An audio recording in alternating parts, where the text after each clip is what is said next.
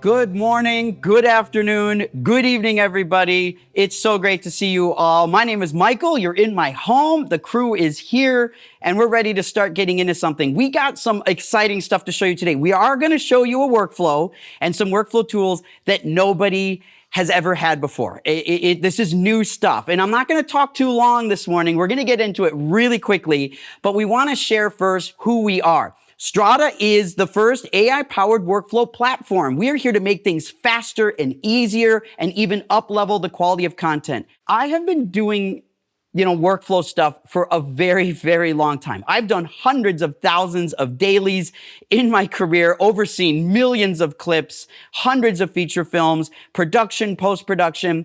And when it boils down to me, and I think about the process and the techniques and the technology, I just don't think it's good enough. I'm constantly underwhelmed by the resources that are available. And if there's a theme in my career, it's simply to try to take things that are hard and make them easier to understand, and take things that are hard and make them easier to do. That's it. And I want that for everybody. And so a year ago, I worked for another company, and it's only been 11 months. And in 11 months, we've been able to stand up something so exciting. It's a tool that you deserve. And it's a tool that I am so passionate about and so excited to take workflow and couple it with AI and automation and put those together in a way that's never been done before. And I cannot wait to show you how this works. Now, some of you were with us in December when we actually did a live webinar, and the product has come so much further. In fact, a few weeks ago, we were at NAB, and at NAB, we won 3 awards. And we want to thank all of you that came to our booth and saw what we were building and had amazing hundreds and hundreds of conversations. We want to thank the people that recognized us, Cinegear, Production Hub, and NAB, for showing a product that they recognized as something very different, something novel, something in a different approach. We're going to talk a lot about AI today, certainly our perspective on AI, which is different than a lot of people, but we're really thankful for everything there. And we're going to show you something in a workflow that you've never seen, and we're going to show it at speeds you've never seen. And if you just think about what we've done in 11 months, just wait till you see what we're going to bring 11 months from now.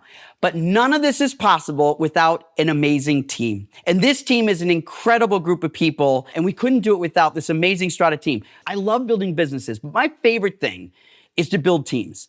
And I love assembling teams together and finding the different personalities and techniques and talents that come together to actually make something real. We started at this table right here. We started almost 11 months ago, and now we've got 14 people contributing every day to build something really special. And the passion and the excitement coming out of this little address in North Hollywood is so hot and exciting. And I'm thankful to the team, and thank you for those of you that are here in the room behind the camera making all this possible. So without further ado, I want to jump into the process, and we're going to get into the demo. And so we're going to first talk about this idea of transferring and then transcribing and translating.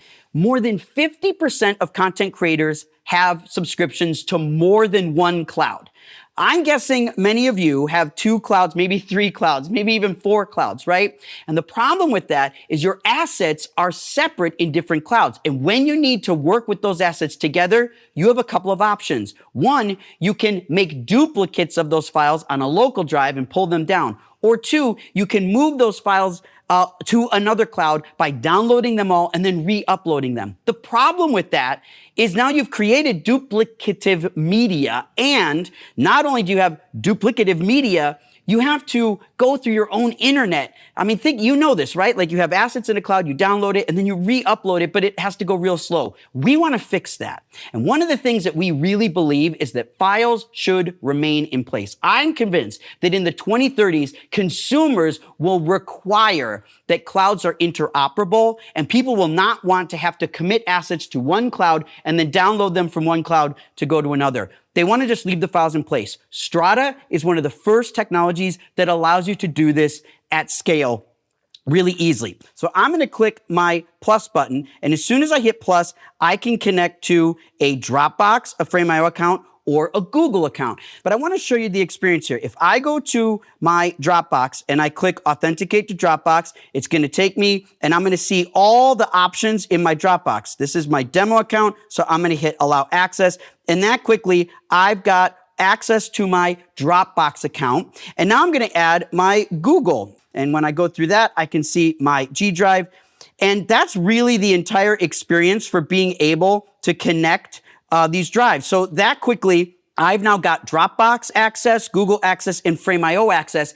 And now I can transfer assets between them, right? If I want to move assets that are delivered to me from one client or one contributor, I can move those assets directly into one of the other clouds. And I can do that without having to download those assets first.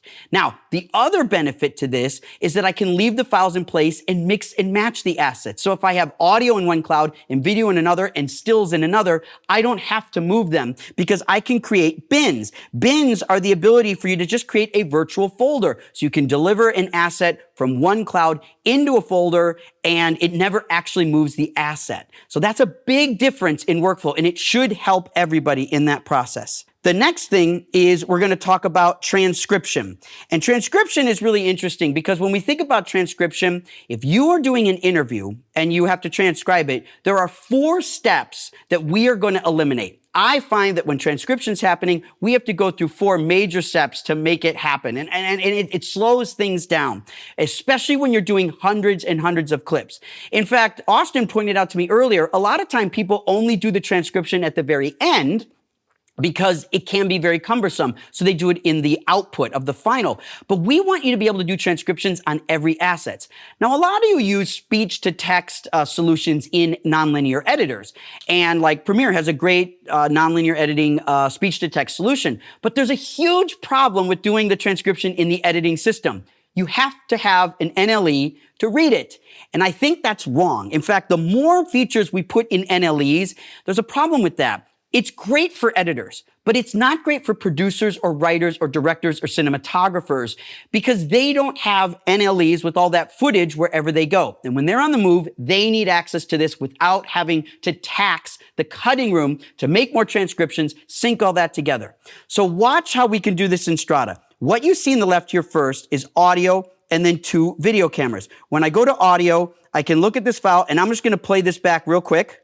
So I come from a tech background. So hopefully you could hear, that's the camera assistant Amritha Mary speaking. If I click right here, we can see a video asset. I can see her talking. There is no sound on this video asset. And here I have an additional camera and there's no sound on this video asset. So I have 3 assets in the cloud. These can be in 3 different clouds. And all I have to do is select them and say stack them. When I stack these assets, I have the ability to get these assets to behave as one. When I click on this, I can also transcribe it. So I have the ability to kick off a transcription. You can do this in bulk. You could do this with 100 assets. It wouldn't matter. When I now load this in the player, what we see on the right is our E and D camera, our 2 angles, and then our audio file. But when I hit the transcription button, I have a full transcription of everything spoken, and now I can hit play. So I come from a tech background, which I really loved. Now, the beauty of this is I can turn on a closed caption, and this is so cool. What I'm able to do is click through anywhere in the video, and wherever I go, it will drive the transcript. So if you want to navigate the transcript by video, you just click and it'll take it there. And then now I can go to a moment and just hit play. It's very useful, very diverse in its usage. And then if I wanted to search for something, I could search. She's talking about the Vision Pro. So if I search Vision, there's 11 results. I can just hit the down button. It'll take me to all the results. And here she talks about was pulling focus on the Vision Pro. Was pulling focus with the Vision Pro. So you can see how fast we can do that. So we can navigate by the transcript. Wherever I click, it'll move the video there, or I can navigate by video and it'll move the transcript there. The important thing to remember is the video assets you're seeing right here have no sound. And the sound that we are tracking here is a broadcast wave file, a polyphonic multi-channel broadcast wave file. And so what's different about Strada is the experience for transcription that you deserve is one in which you can move video and audio, even if they're separate assets, and you can follow along as you're moving. In fact, if I hit play and I move I can hit the follow button and it'll take me right back to where I was. I know we're talking over each other, but you can get the sensation. There's a lot of flexibility here. Now, to increase that flexibility even more, we want to make sure that people can do this when they are actually dealing with different languages. So here we have an example with a performer named Chien, and Chien is speaking Mandarin. So I can go to a section right here and we can start hitting play. 人都觉得不可思议，因为没有人从事艺术管理。 So here we can show an example of transcription for over 100 languages. So when you have a transcription in your workflow with a language you don't speak, it often slows down the workflow to a crawl. And you have to figure out, how do we do this? With Strada, you just hit transcribe, you select the language, and then you can get captions and transcription for the native language, or you can translate it. Here's the same asset, except this time the asset's been translated into English. So if we go to the same part roughly and hit play, 人都觉得不可思议，因为没有人从事艺术管理。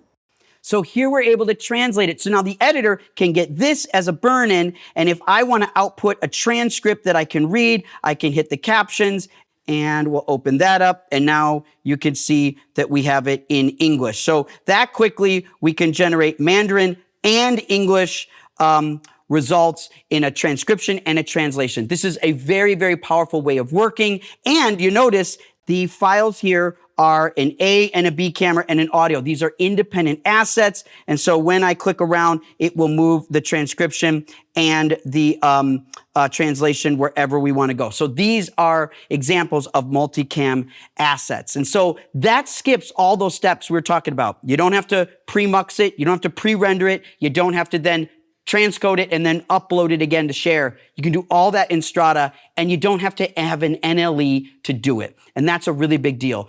So I want to invite my partners here. So what we're going to do next is we want to address some of the questions on that section so far. We want to break this down into little sections so we can get your questions. So this is my brother, Peter, and the head of engineering, Austin. And we're going to work together here to address some of your questions. We want to address that right now based on the things that we talked about thus far. If you have more questions, there's the QR code. Send them. We'll get to them.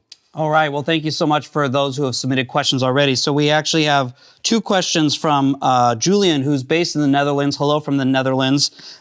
Question one, where can we get a Strada t-shirt? So how about this? You send an email to me, peter@strada.tech. The first 5 people who send me an email will get you a shirt right away. Second question from Julian is, will we Strada be at IBC this year in Amsterdam? Yes, we'll be there. We'll be there. Yes. Okay. Thank you so much for those questions. Then a question we have from Vahe Douglas. Hey there, Vahe. Is syncing via stacking using audio waveforms or timecode? So today we sync by timecode, but you can also force stack things. So if you have 2 assets that you know belong together and they don't have timecode, you can actually stack those together. And then coming soon will allow you to slip that and set an offset there. And we hope to build waveform soon as well. Thank you so much, Vahe. A question we have from Jonathan. What bandwidth requirements will the system have? For example, can we use it for dailies on location using Starlink? Exactly. That is one of the beauties, what Michael was talking about leaving the files in place in the cloud. So normally, if you have the files in the cloud and you need to work locally, you actually have to download those, and that is really expensive on your bandwidth. We leave the files in place, and so you just need a simple internet connection for low latency video streams. So this can work off of even a cellular hotspot, and you can get good results. We also have a question from Pierre in the Netherlands. What storage do you support other than Dropbox, Google Drive, and Frame.io? So the protocols we built on top of are called OAuth 2. They're supported by nearly any cloud storage provider. So while these are the 3 that we've gotten to build today, as we get the system a little bit more developed, we're going to be adding a ton of clouds. And then in the future, we also hope to be adding some enterprise clouds such as AWS, GCP, and Azure. And those will be coming online later this year. and we want you to tell us which clouds you prefer. If you're using clouds, put them in the chat so we know what to prioritize, because we keep track of the requests. Today, Dropbox and Google Drive and Frame.io are very, very popular, so we started with them. But we want to hear what you prefer to use, and we'll move it up higher on the list.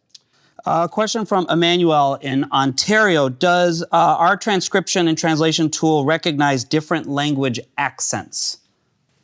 Yes, actually. So, for instance, in the Asian Pacific region, there's a lot of different flavors of Chinese, and the underlying AI models that we're using are really, really complex and dynamic, and so they do understand different dialects. We really encourage people, if you have niche ones that you need testing, as you get access to the beta, we'd love for you to test it out and give us feedback, and so that we can continue to improve our support of those different dialects. How long does it take to transcribe? How long is that process? And that comes from Cliff in Toronto. Yeah, so we've got a cool demo for you later to demonstrate Strada speed capabilities, but transcription is about 10 times real time. So a 1 hour asset. 10 times faster than real time. 10 times faster than real time. Wow, that's a really good distinction there. That's different. It's much different. So you can render or transcribe a 1 hour clip in about 6 minutes. But the beauty of Strada is that we can hyper parallelize these assets. So if you have 100 1 hour long assets, it still only takes 6 minutes. And so that's the beauty of cloud rendering, is we can spin up multiple machines to transcribe these fast for you. These questions are great. Thank you so much. We have another one coming from Jeff Arbalo. What if your audio is recorded with one of the video files? Does the transcription still work? Exactly. I think a lot of tools out there that you'll see today require you to put your media in a certain format. Strada handles all the format conversion behind the scenes for you, so we accept any standard audio file or video file with audio embedded. We'll strip out the audio, we'll make it the format that the model requires, and we'll transcribe it. We will keep this open. Thank you for all your questions, but we'll keep going. Okay. And we'll save some time for the end. Thank you. Thanks, all. All right, great questions. They'll be back in a few, but we're going to jump into the next section of demo, which is one of my favorite parts, and it is about tagging and analyzing. See, when you think about the benefits of audio and transcription, is you can now search audio. That's great, right? But I want to search video. And the best example of this in the world is smartphones, right? Over the last 4, 5, 6 years, you started to learn that your phone is using AI to index your photos libraries, right? This is iOS, this is Android, right? And then it allows you to just search by a location, an object, a pet, or even a face. And you've been starting to do that. That's happening in the background using AI analytics. But there's no similar technology for creative professionals. I mean, wouldn't it be great if you had the same search density on your own media as you do on your own phone? Like, why is this limited to the consumer market? The professionals need this, right? And so that's what we decided to build. And we've got something really cool working. So I'm going to jump back into Strada. And what we're going to do is go to this directory here called Cache Camp. And in Cache Camp, if I make this actually kind of big here, you'll see this is like a sports competition show, reality competition show. There's actually 18 hours of footage here where they shoot for multiple days, lots of cameras, right? And so you've seen shows like this where there's just a lot of kind of action, and it's kind of all taking place in a similar place. The problem with that with editors is they're looking for moments, and story producers are trying to carve moments out of the reality show, and they have to be able to find that stuff. Now, how do we do that today? We often are logging. There's a lot of problems with the logging process. One of them is it's boring, right? That's a big problem. And then it's like, how much do you log? How often do you log? How many things should you log per take? How long is it going to take? Like, all of these are problems. So watch what we can do here. This allows me to take an entire batch. I can select all, and then I can select tag analysis. And what's going to happen is it's going to kick off an AI analytics pass. Now, what we're working on right now is adding 9 independent AI models that start to allow you to sort of hone in on what specific things you want to analyze. So for example, the one I'm using right now is going to search places, like locations and things like that, and objects and some actions. So if I click in here and say, I need all the shots of the lake, I can click on lake and I can start to see all those shots right there. And this becomes really easy. But notice this still right here is a picture of trees. So why does it say lake here if there's a picture of trees? Well, if I click on this take and I lift this up, and we look here, if I show the analysis tab on the left, what you're seeing is everything that the AI identified. It sees nature, it sees plant, it sees tree, it sees woodlands, right? But then we see the lake slot is blank. That column's totally blank until I get to the end. And when I get to the end, I click right there and there is the lake. What we can see happen is this was a shot of trees and then the camera tilts down to the lake and the AI tags the lake at the end. This is a very easy, simple example to demonstrate what's happening here. If I wanted to be more specific and a producer says there was parts of the lake that had mist, I could add mist to the search and now I'm able to find just the parts of the lake that have mist in them, and it recognizes the difference here of our mist shot with the lake. And so we can start to see all of the things that are tagged, but we can also look for things that are a little bit harder. Finding lake and mist, maybe that's kind of easy. Let's go a little bit deeper. So let's search now for backpack. So if I search for backpacking, the first thing I see is a backpack right here. Very easy to see right there. And if I'm looking for shots of the backpack and the writer or the producer or director says, we need some backpack shots, we can search that quickly. But if I look at this still right here, I see a woman sitting here. Well, what do we get from backpacking from this woman? Well, if we look over here, we can search by backpacking and we see in our mark right here, we see empty, empty, empty, and there's a blue dot for backpacking right there. If I just go to that spot and hit play, you can see instantly it recognizes backpacking. That quickly, which would take minutes to find, we can find in seconds and grab that because we can even combine. If I wanted to zoom in and looking for things like I could add female, or I could add lake to that, and I can start to connect these together and start to see more and more results as we add and subtract different results. Another one that's even really much more difficult is a distinct action, a distinct occurrence. And in this show, one of the contestants fell and sprained their ankle. So the story producer is going to be like, we want to tell that story. Well, how are you going to find sprained ankle? AI doesn't know how to sort of discover a sprained ankle. So we have to be creative here. What happens when we sprain an ankle? Well, we take off our shoe. So if I type in sock, we're going to get 3 results. If I click on one of those results and I look at the bottom here, I see shoe, I see sock. And if I see the sock channel right there, and I just go to this moment where the blue dot is, and I zoom out, there we've got our sock. And we can see that easily. We found our sprained ankle moment. We are able to discover something like a sprained ankle that quickly. And that's getting deeper and deeper into the search technology. Now let's look at another set of assets. Here we've got a commercial. This commercial again has transcription. It's multi-camera. So if I play this back, we can see multicam. We can see the transcription. And if I were to search by an action that's specific to an edit, an example would be drinking. If you're doing a commercial, there's going to be a lot of takes where they take the sip. And the director is going to say, can I see all the versions of them taking a sip from the glass? So if I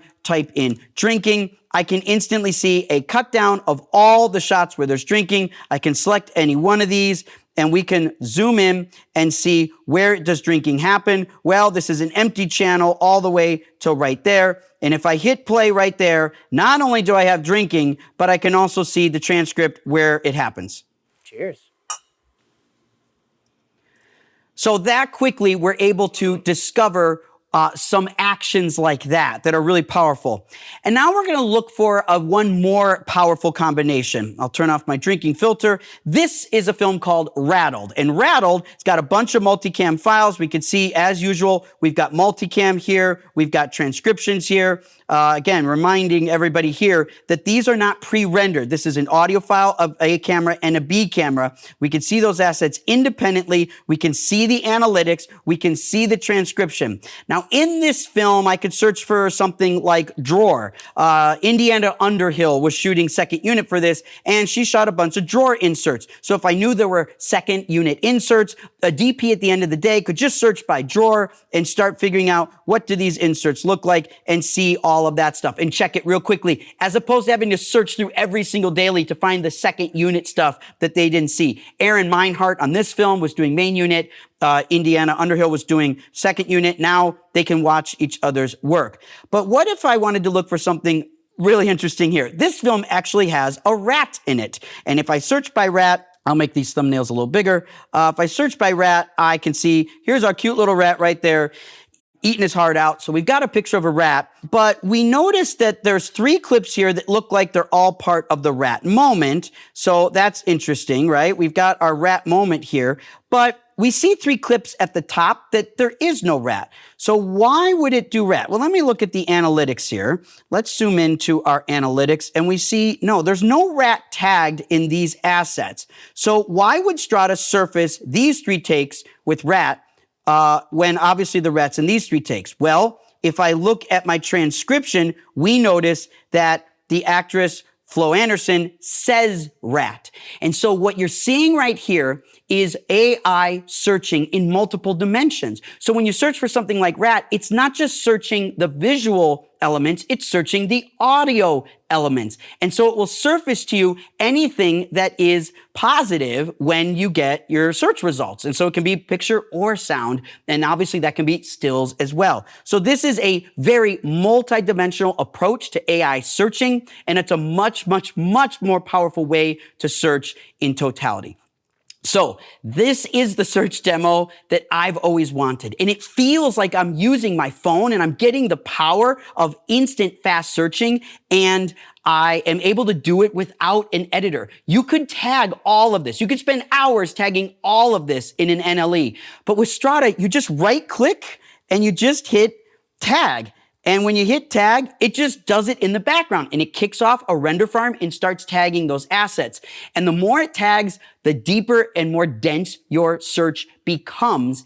And this is only going to get better and better with time. And you don't have to spend any time tagging. You can go right to the creative parts and you can do it on an airplane, in the grocery store line, on set, and certainly in post-production without having to be in the cutting room. Okay, so what we want to do is bring back Pete and Austin, and we'll answer some more questions about Tag Analyze. So did we get any questions? Oh my goodness, thank you so much.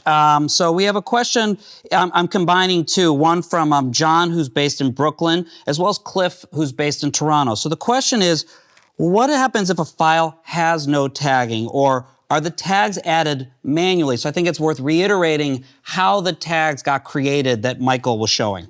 Yeah, so the tagging is fully automatic. So while it does, when you connect a drive, it doesn't tag everything in your cloud by default. But when you create a project, you can set up automatic tagging, or you can just do it in bulk. So you don't have to go through and manually click every asset. You can do it in bulk. And let me just double down on something Austin said that we don't want to miss. You can set this to happen automatically. So if you have an empty cloud directory, you could set that directory to be tagging and transcribing, and it will automatically kick that off every time a new asset enters that drive, so you don't have to wait to do it in bulk. Yep. But if it's assets you've already shot, and you have assets that you've already recorded or used, or photos from your archives, you can tag those in bulk. Yep. Another question we have from Pierre in the Netherlands. Can Strada AI learn during the project from the team working with it? For example, when production people are tagging, Strada ends up training the AI for the benefit of that specific production. Yeah, so like I said, we don't ship your data to any third party. So any improvement or training is actually specific to you. While we don't have this in the app today, we are working this summer. It is actually next on the priority list to introduce more custom specific tags that are unique to your production. And so we'll be excited to show that to you on the next webinar. This is from Leo in Rancho Mirage, California. Will Strada also process lens metadata and make them searchable?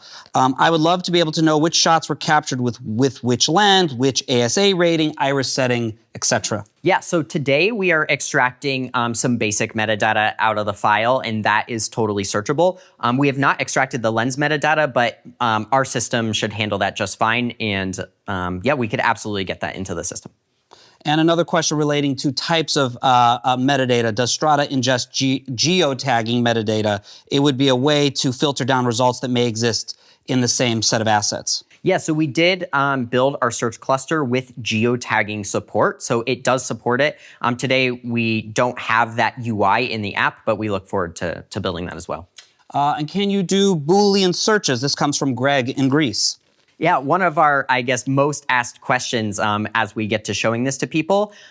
So we're curious to know kind of what that logic is. We're experimenting with a couple of different things, like when you do man and lake, is it and, is it or? And so we're looking forward to building that experience out. Our main goal with it is to keep it really simple to use. I think some tools, when they start to get these really complex filtering logic, it becomes so cumbersome that it actually becomes unusable and the value diminishes. So we're really focused on ease of use here and making it really human-centric and easy to use, but absolutely we want to add a little bit more control into those searches. And then a final question from Jeffrey in Philadelphia. Can you rename or nickname analysis tags? For example, changing the name woman to Alice, who's part of the actual production. Yep, so that's a part of our custom tagging feature that is coming later this summer.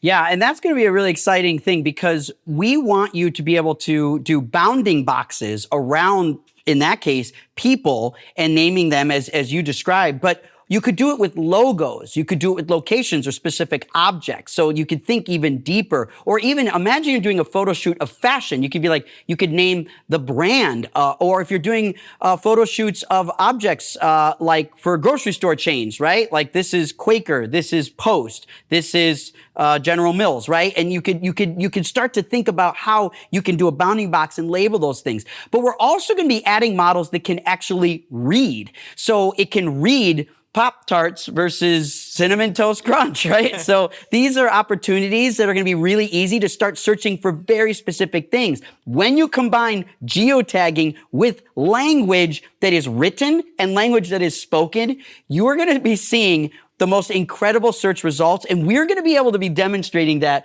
this year. So it's happening fast. It's going to be really exciting. So we want to talk a little bit about AI for just a moment. Before I get to the last demo, we want to just make sure everyone understands what we believe about AI, because there's a lot out there. There's a lot of perspectives. There's a lot of headlines.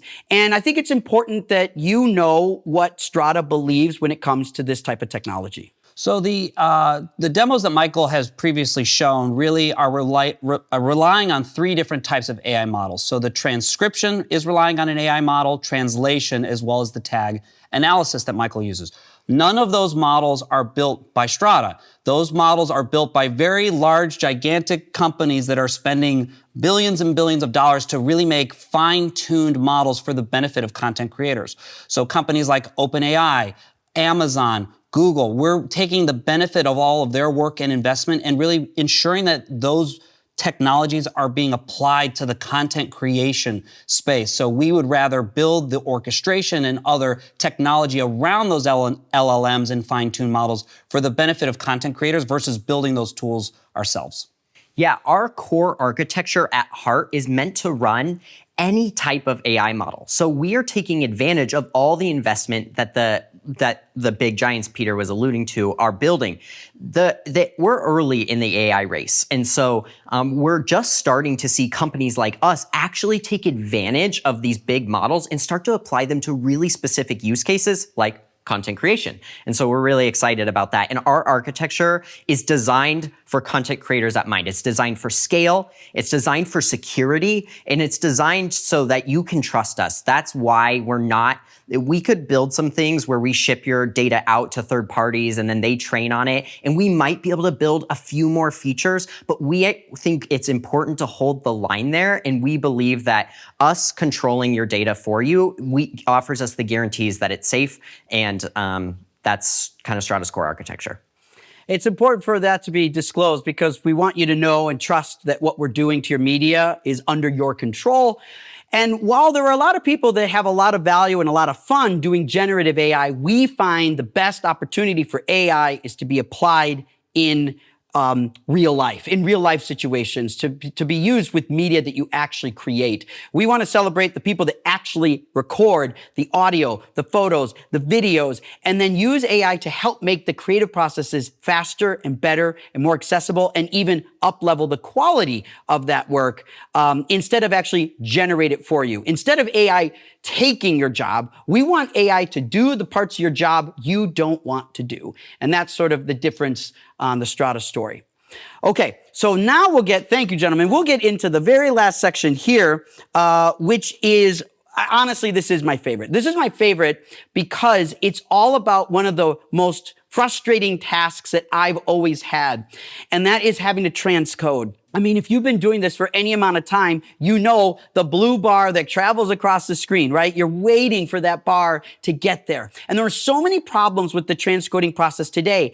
And it's really nobody's fault. But the challenge is when you think of transcoding, especially in batches of assets, you just have to line them up like a long tree of assets, and it just starts chewing on them one clip at a time. Now, thankfully, with modern computing, these assets are rendering faster than real time. When I started doing a lot of batch dailies in the Red 1 days in 2007 and 8, we were rendering to 1080 from red code at about somewhere between 2 and 4 frames per second. That was it. That was a half quality D-Bear, 2 to 4 frames per second in 2007 or 8. That's what we were dealing with. Obviously, we got to a point where most cameras can render real time, and now some cameras can transcode in 2 times real time or 3 times real time. But the problem still is you have to render them all one at a time, and maybe you get more frames per second, but it's still not that fast. So wouldn't it be great if there was a way to transcode and blow every single transcoding speed out of the water?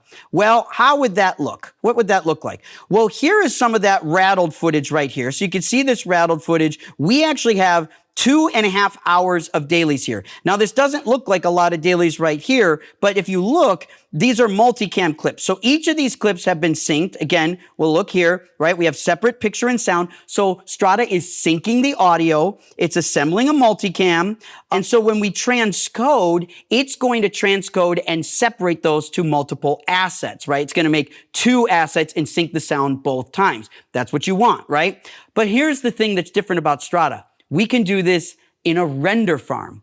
And watch how this works. So if I select all these assets and I right click and I go to export, it's going to bring me to a choice to export. And I'm going to select renders and I'm going to go to Strada dailies. And I'm going to say right here, it says render 75 assets. We're going to set this to HEVC. I could do DNX. I could do ProRes. I'm going to do this at high quality to a 1080 file. And I'm going to hit run delivery. And what's going to happen here is it's going to kick off a transcode. But unlike other types of transcodes, we're not rendering one asset at a time. And my computer is doing 0 work. There is 0 impact to your local machine when you kick off a cloud transcode because all the compute is happening off-site. Now, when you render in Strada, users will have the choice to decide how many render nodes do you want to deploy to your project. So think about this. If you are deploying a bunch of nodes and if you have to kick off a bunch of dailies and you have to do it really quickly, then you could turn it up to more nodes, 5, 6, 7, 8, 9, 10, and then it will render 10 clips all at once. If you want to save money and spend more time, it will just render a couple of computers. So your compute can be scaled by the job you're doing. On some jobs, you could speed it up, and other jobs, you could slow it down, and you would be charged differently because we don't charge for users. We don't charge for seats. It's all unlimited users, unlimited seats, and the storage you're already paying for because those are clouds you already have. What you're paying for is the compute and the speed of that compute. We're going to start to see, I'm tabbing over if you're not watching, these are all the files being rendered, and look how fast it's rendering. This computer is rendering about 700 frames per second. So 2.5 hours of dailies is going to take about 4, maybe 5 minutes to render. And this is an example of how fast you can do it. Plus, if I want to go back to Strada and kick off an entire new render. I can go back to export. I can choose an entirely different codec, and I could render it again. I could choose a new directory and spit that out. So if I went to my Dropbox and I wanted to go into this folder, I can select that. And now I can select an entire, let me do 1080 here. I can set another 75 assets to transcode to a different cloud. So now we have 2 major renders going, and I could do a third, a fourth, right? See, we're scaling differently when you think about it this way, because all these assets that are being pushed out are not happening one at a time. You could do a dozen at a time. If you want to, you could eventually be able to ramp up even more to do 2 or 3,000 frames per second. We're just pushing more and more compute at the problem. So you can decide how to control that, and just think about the power of being able to transcode an HEVC with window burn, an H.264 without, and a ProRes and a DNX, and be able to do that all at the same time at multiple thousands of frames per second. Some people will be able to render days and days worth of dailies in mere minutes, and that's really going to be possible. And we're demonstrating that here right now. And so you get a sense of everything that is possible with this type of technology. So that is our transcode demonstration. So I want to invite Pete and Austin back up so that we can finish our Q&A and get to the last questions there. But you can see how excited we are about everything we just showed. This is the very beginning of Strada, and there's so much more to come. So let's hit some of the questions. Yeah, a lot of great questions about NLE integration. How does that work? So Brian from Los Angeles asks, the video search function is amazing and very useful. Awesome. Will there be a way to directly integrate into NLEs like Avid via a plugin or a search results bin export of some kind? So just kind of what's that process?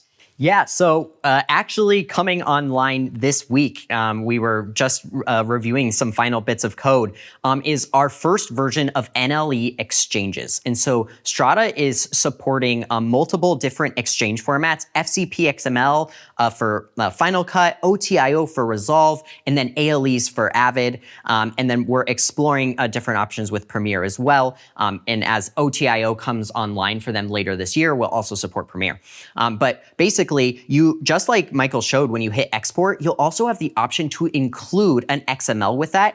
It'll automatically prepare the multicams for you. So when you import it into your NLE, everything's synced. It'll have the LUTs included in there. It'll have SRTs with the transcript, and then it'll also have the tags. And this is the most exciting part because it's really cool, and we've been tinkering with it as we've started building the technology. But when you import it into the NLE, you get all the same search capabilities in Strada in your editor too. And so you don't have to actually leave the NLE. So for the editing community, this is how you can really take advantage of Strada. But if you're not an editor, you could still get this great power of search in the browser. I wanted to point out something Austin just said, that's something that you can help us with. He said OTIO. Open Timeline I/O is a new standard of being able to exchange nonlinear editor timelines and databases with each other. It's basically, instead of what we all do today, and we have exclusive metadata sidecar files that move projects and timelines, OTIO is interoperable. What we need from you is to write your NLE senators. Tell them you want them to support OTIO. Right now, Resolve is the furthest along. They are doing an incredible job of supporting OTIO. We've heard from Avid, they're going to be moving to OTIO. Premiere announced it, but we haven't seen it yet. And Final Cut's somewhere in the middle. We want OTIO for everybody, and that only happens if they hear it from users. Look, I don't care what you edit with. At some point, editing is just putting the right clips in front of the other, right? That's what editing is. Your instrument is up to you, but we want all the editing systems to work interoperably because they're all good at something. And OTIO helps make that better for everyone. And it means that one technology, one NLE isn't like lagging behind or is like not contributing with the other. So please tell your representatives and your message boards you want OTIO. It's good for the community. And we have a question from Jeffrey who asks, will the Strada tags be imported into Final Cut as keywords? Oh, yeah. Oh yeah, they're keyword collections and they're super cool. And our editor actually, the first time she tested it, she was like, wait.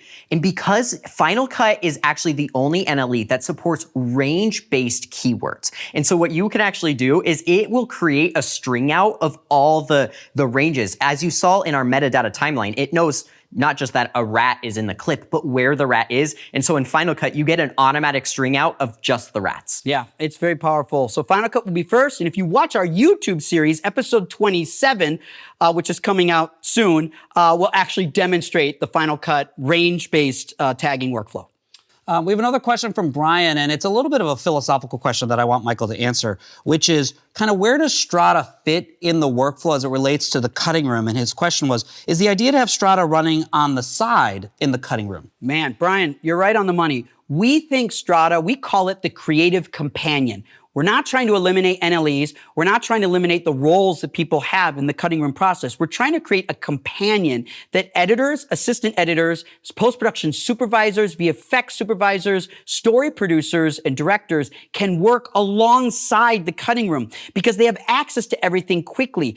Strada, with the search capabilities we're building, it can settle so many debates because it just gets right to the heart of the question. Did we shoot this? Do we have this? Does this work? And editors can even start to do what we call simple edits. So if you're a director and you want to just try something, you'll be able to just assemble simple edits in our little timeline because you can search, put it together, and then show that and demonstrate that and try it out. So you're not putting all that effort only on the cutting room. So we think a creative companion is the right posture for where Strada belongs.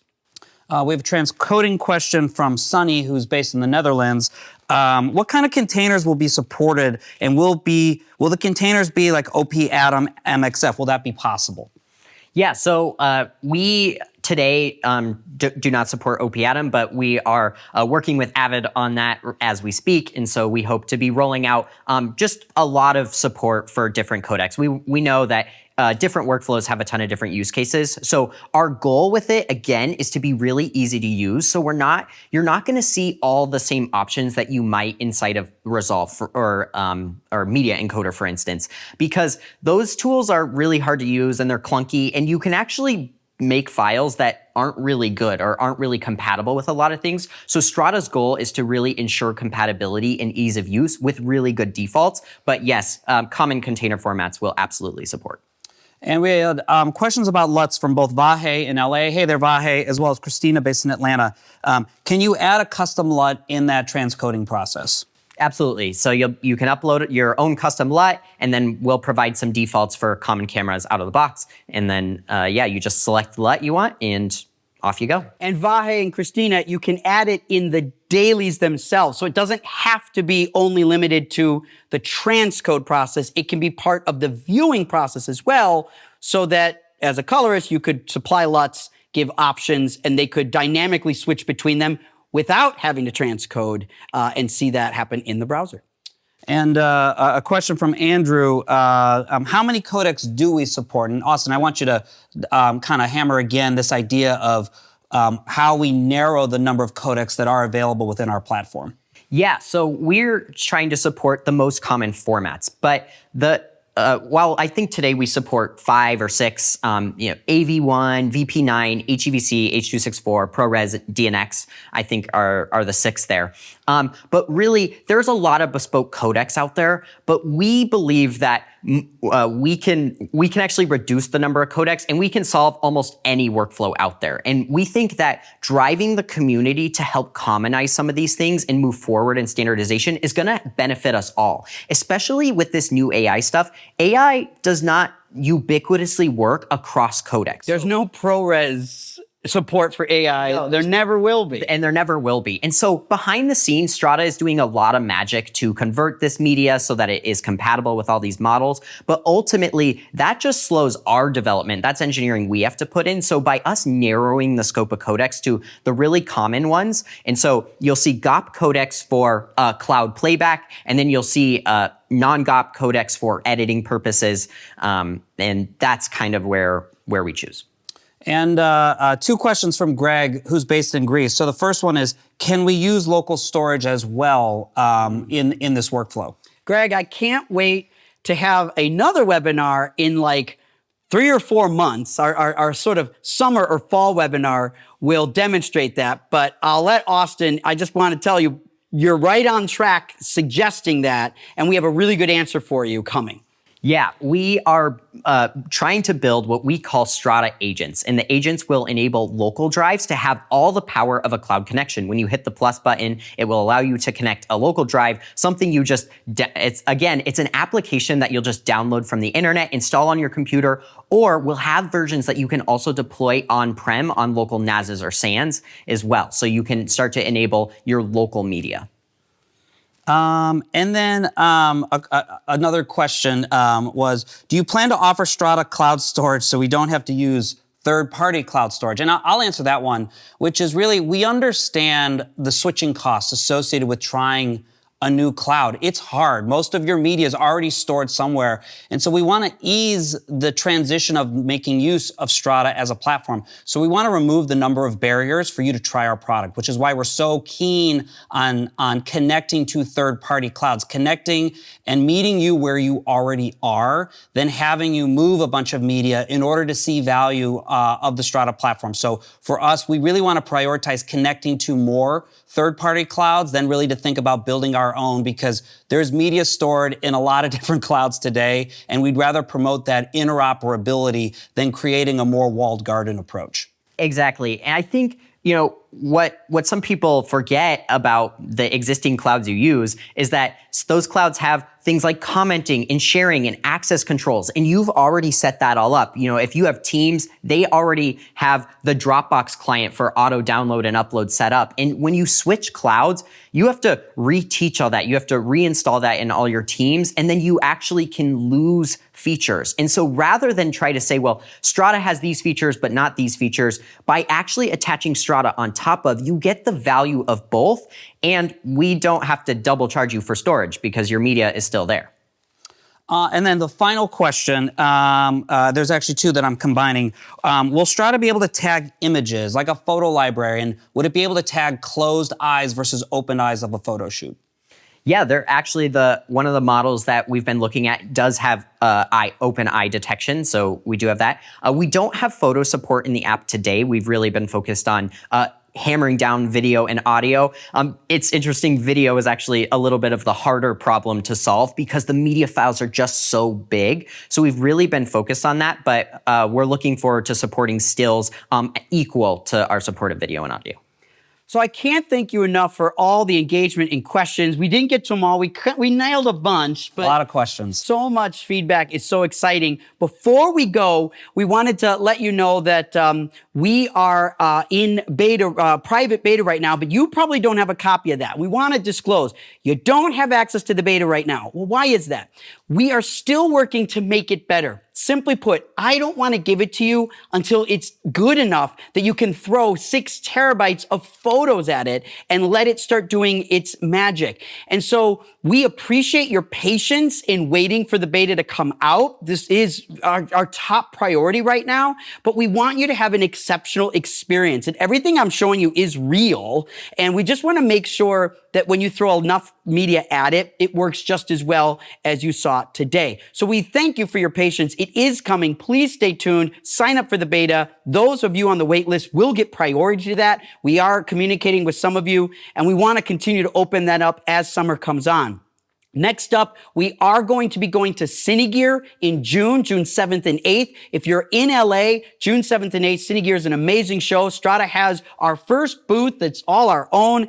So we're going to be on one of the stages in the Warner Brothers lot. We really hope you to come see us because you're going to see some of the stuff we talked about today that we didn't have working yet will start working in June. So you can come, you can try it out, you can have conversations with our team. We invite you to come to Cinegear.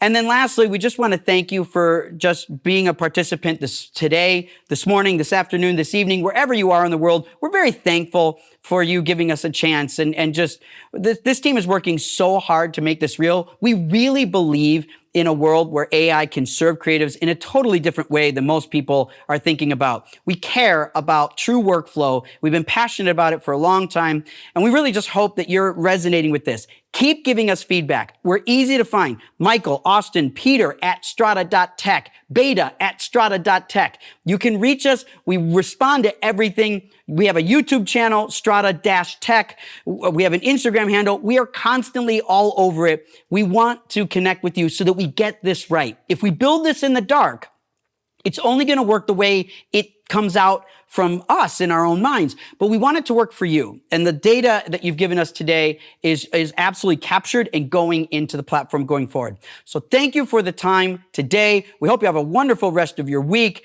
and we'll see you next time we come back live.